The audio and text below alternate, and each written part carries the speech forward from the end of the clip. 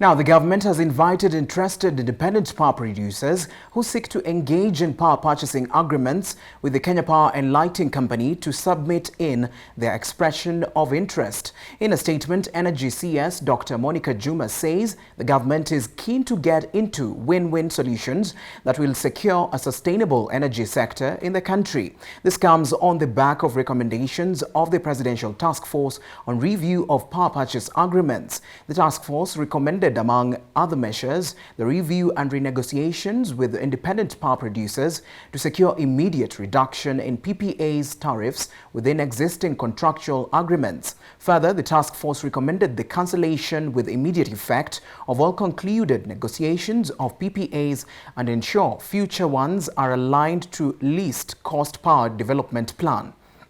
Now, the formal expression of interest should be addressed to the Principal Secretary, Ministry of Energy, by Friday 19th as the government focuses ahead to enable efficient services to the targeted consumers. Now, according to Dr. Juma, the interested parties will receive a notification of a scheduled session with a select team of the energy sector led by Chief Administrative Secretary Zachary Ayeko. This, according to the CS, is to ensure transparency and avoid confusion, brokerage or forum shopping around the process.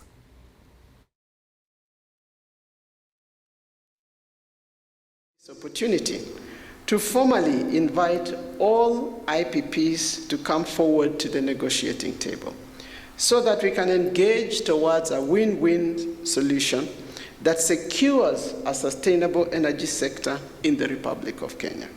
I invite any IPP that is keen to commence this process to write to the Ministry of Energy through the Principal Secretary expressing this interest formally.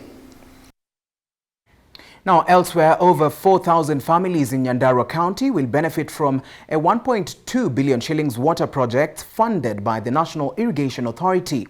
The 40 projects include distilling of colonial dams, borehole drilling, irrigation projects and digging of water ponds, all spread across the county. Water and Sanitation Cabinet Secretary Cecily Kariuki has launched a water project as part of the long-lasting solution to water problems in Nyandarua County.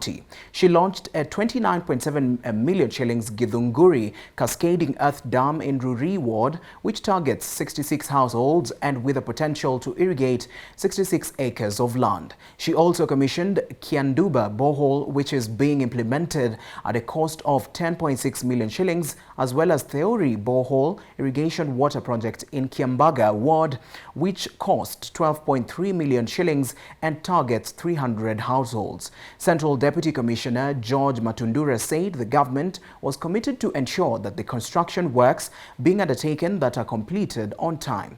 The projects target to improve community livelihoods and realize optimal benefits for the people in wealth creation. Once the projects are completed, farmers will be engaged in training on how to engage in irrigation as well as agribusiness. Kwa jumla, kwa hii kaunti ya Nyandarua tuko na project 40.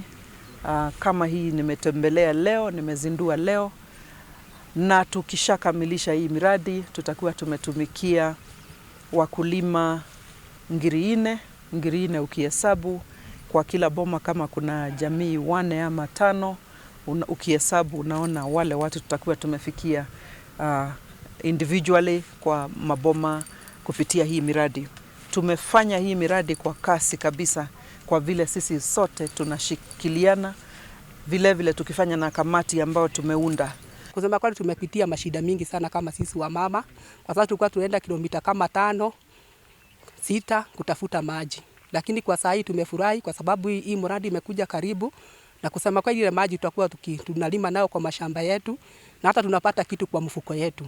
Wakati mwingi sisi kama wamama wenye tuko hapa huwa tunaitwa mama wa kijiji, kwa sababu hata maji ya kujioga huwa tuoni kwa vile tuko na mashida. Lakini kwa saa hii hata sisi tutakaa kama wamama wa nani, wamama wa town. Sisi tunataka kuangalia kwamba there is value for money, kwamba kazi imefanyika, imeisha kwa ile wakati unafaa, lakini ile pesa yetu tumeitumia kwa njia mzuri. So sisi tutakuwa macha hapa, msifikiri kwamba tumekuja tu leo kujionyesha. Tutakuwa tunatembea kuhakikisha kwamba kazi imefanywa vilivyo. And now let's take a look at the Forex market report.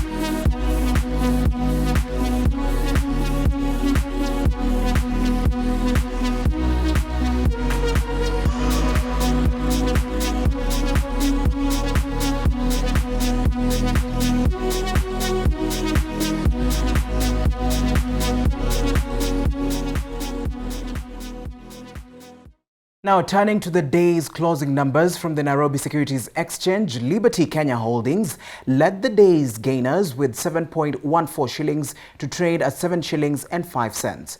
Umeme Limited gained 6.25% to close at 6 shillings and 8 cents as Eveready East Africa edged up 4.5%. The NSC and Stanley Fahari climbed 3.16 and 2.45% to trade at 8.5 and 6.7 shillings respectively.